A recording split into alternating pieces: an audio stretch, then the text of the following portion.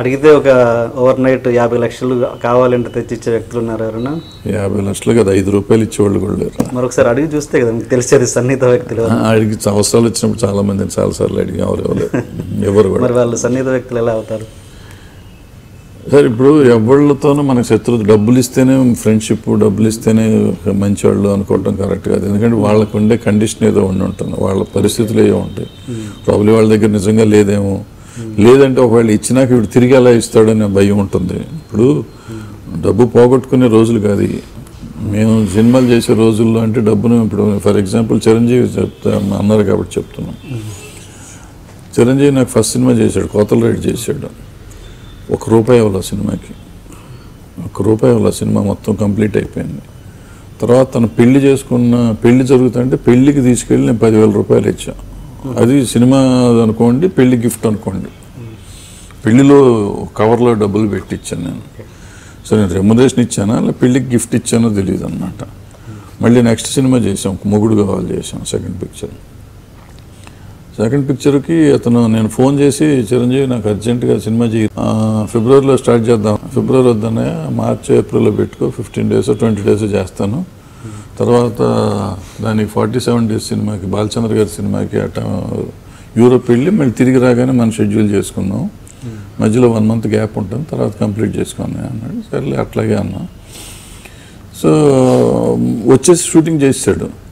10 రోజులు అయినాక అన్న నేను యూరోప్ వెళ్తున్నాను కదా, అన్న డబ్బులు ఉన్నాయా అని అడిగాడు. చాలా పాపం డబ్బులు కావాలని అడగలేదు ఏ రోజు. అంటే అప్పుడు గబుక్కున ఒక 10,000 అంత తీసుకొచ్చి 10,000 ఇచ్చి పంపించాను నేను. సో అంటే ఆ రిలేషన్షిప్ ఎట్లా ఉండేది, డబ్బుతో ముడిపడి ఎప్పుడూ లేదు. నేను చిరంజీవిని తిట్టాను అంటారే, తిట్టిన వాళ్ళతో ఇట్లాంటి రిలేషన్షిప్స్ ఉండవు, ఉన్నా చెప్పుకోవాల్సిన అవసరం ఉండదు మాకు. సో తర్వాత ఎప్పుడో వచ్చింది మళ్ళీ ఏదో, తర్వాత ఇల్లు కొంటున్నప్పుడు ఒక రోజు ఏమైనా డబ్బులు ఉన్నాయని ఒక రోజు ఫోన్ చేశాడు. అంటే అప్పుడు గబుక్కునేదో అంటే 10,000 15,000 నా దగ్గర ఉంటే ట్రాన్స్ఫర్ చేసి. ఏ పీరియడ్ ఇది అండి? 80s. తను మెడ్రాస్లో ఇల్లు కొన్నాడు. ఉండేది ఆ ఇల్లు కొన్నప్పుడు ల్యాండ్ రిజిస్ట్రేషన్ ఏదో చెప్పాడు, నాకు గుర్తు కూడా లేదు. సంథింగ్ క్యాజువల్గా ఫోన్ చేశాడు పాపం. అది కూడా డబ్బులు ఇవ్వకపోతే, సినిమా రిలీజ్ అయిపోయింది, మొగుడుగాలు రిలీజ్ అయ్యి అప్పుడు చాలా రోజులు అయిపోయింది. మొగుడుగాలు రిలీజ్ అయిన చాలా రోజులకి ఫోన్ చేశాడు. హిట్ కూడా అయింది సినిమా అప్పటికి. హిట్ అయినా కూడా నేను డబ్బులు ఇవ్వలేదు ఇంకా. అతను ఫోన్ చేస్తే, క్యాజువల్గా ఫోన్ చేస్తే, అయ్యో హిట్ అయిన సినిమాకి పంపకపోతే ఎట్లా అని అప్పుడు గబుక్కొని పంపించాను. మీరిద్దరు ఈ మధ్య కాలంలో ఎప్పుడైనా ఎదురుపడ్డారా? ఇద్దరు కలిసా, ఇప్పుడెప్పుడో ఒకసారి ఫంక్షన్లో కలిసాం అనుకుంటా. అక్కడెక్కడో శిల్పారామంలోనే అక్కడ కలిసి. ఇద్దరు ఎక్స్ప్రెషన్స్ ఏంటి? ఏం మామూలుగా ఉంటుంది అసలు. అంతేనా? అసలు అంటే ఏంటి, జస్ట్ హాయ్ అంతేనా లేకపోతే ఇంకేనా? ఏదో మాట్లాడుకుంటాం.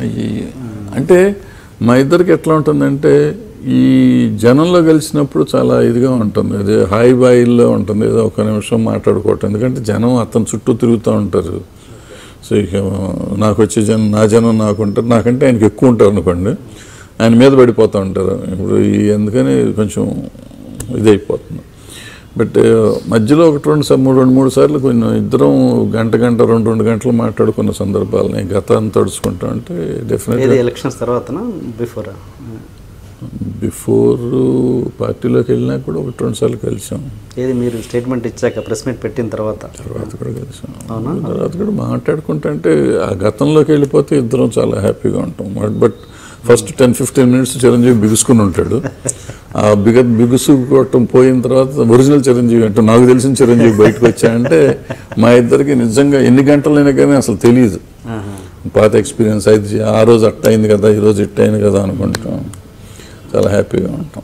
మరి ఆయన కూడా ఎప్పుడు మీడియా ముందు మీ గురించి ఎప్పుడు అంటే ఆ టాపిక్ ఎవరు అడగలేనట్టున్నారు, ఎవరు మీరు మాట్లాడినట్టుగా ఆయన ఎప్పుడు మీడియా ముందు ఎప్పుడు మాట్లాడలేదు. మంచి మాట్లాడలేదు, చెడు మాట్లాడలేదు, మంచి లేదు చెడు లేదు, ఏది మాట్లాడలేదు. మీరు చిరంజీవి గారు దాకా పవన్ కళ్యాణ్ గారి మీద కూడా మీరు ఏదో ప్రెస్ మీట్ పెట్టారు, ప్రెస్ మీటా సంథింగ్ ఏదో మీడియా ముందు ఏదో ఆయన. నేను అది కాదు, నాకు చిరంజీవి దగ్గర నుంచి పవన్ కళ్యాణ్ దగ్గర నుంచి కూడా నేను అందరికీ చెప్పేది ఏంటంటే, వీళ్ళు సూపర్ స్టార్స్, వీళ్ళు చిటికేస్తే రాష్ట్రం అంతా కదిలే పరిస్థితి ఉంది ఇద్దరికి కూడా. వీళ్ళు పార్టీలు పెట్టక్కర్లా, పొలిటికల్గా రావక్కర్లా, వీళ్ళు సమాజానికి ఏం కావాలో వీళ్ళు తలుచుకుని, ఇప్పుడు రాజ్కుమార్ గారు ఉన్నంతకాలం ఏ రోజు రాజకీయాల్లోకి రాలి, కన్నడ రాజ్కుమార్ గారు, బట్ ఆయన తలుచుకున్నదల్లా చేశాడు రాష్ట్రంలో. ఆయన ముఖ్యమంత్రి కాకపోయినా ముఖ్యమంత్రి కంటే ఎక్కువగా ఉండేవాడు. నేను ఆ స్టేజ్ కావాలి చిరంజీవి కానీ పవన్ కళ్యాణ్ కానీ అనుకునే వాళ్ళలో నేను ముఖ్యుడిని. అది వాళ్ళు అర్థం చేసుకోకుండా దాన్ని ఇంకో రకంగా తీసుకుంటే దానికి నేనేం చేయలేను. ఏమవుతుందంటే వీళ్ళు రాజకీయాలు అంత దరిద్రం, అసలు నీచమైన రాజకీయం ప్రపంచంలో లేదు. వీళ్ళు ఇవాళ చిరంజీవి రాజకీయాల్లోకి వస్తాడన్న రోజున మీరు మీడియా మొత్తం చూడండి, అన్ని ఛానళ్ళు ఆయన ముందు వేసుకుని ఆయన మీద నడిపించుకున్నారు, గంటల గంటల షోలు నడిపించారు, పేపర్లన్నీ ఫ్రంట్ పేజీలు నడిపించారు. ఇవాళ చిరంజీవి ఏ పేజీలు వేస్తున్నారు సార్? ఎంత న్యూస్ వేస్తున్నారండి? చిరంజీవి ఏమైపోయాడు? ఎందుకైంది చిరంజీవి పరిస్థితి అట్లా? దానికి బాధపడాలా, సంతోషించాలా? ఇప్పుడు అట్లాగే వీళ్ళని అనేది ఏంటంటే వీళ్ళు తలుచుకుంటే సమాజానికి మార్పు తేగలరు,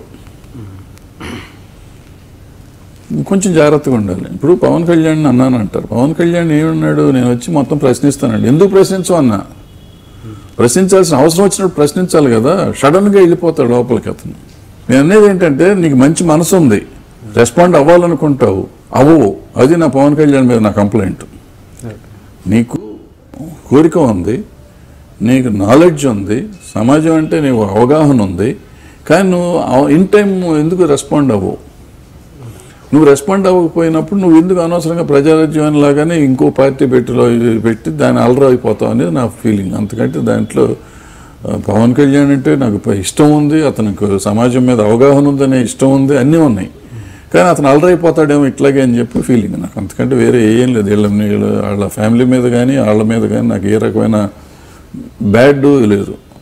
వీళ్ళకున్న పాపులారిటీని వాళ్ళు సరిగ్గా యూటిలైజ్ చేసుకోకుండా చెడగొట్టుకుంటున్నారేమో అనేది ఫీలింగ్. ఒక ఆయన ప్రూవ్ చేశాడు, రెండు ఆయన ప్రూవ్ చేస్తాడు అని భయం. ఆయనతో మీకు చనువు ఉందండి పవన్ కళ్యాణ్ గారితో? మీకు మామూలుగా తెలుసు, చిరంజీవి తమ్ముడు కాబట్టి చిరంజీవితో ఉన్న చనువు కొద్దీ అంత.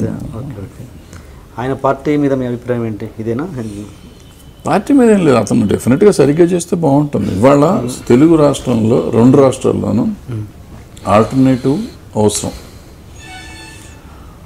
ఆల్టర్నేటివ్ అంటే మనిషిని ప్రజలు నమ్మే అంత నమ్మకం కలిగించే వాళ్ళు కావాలి.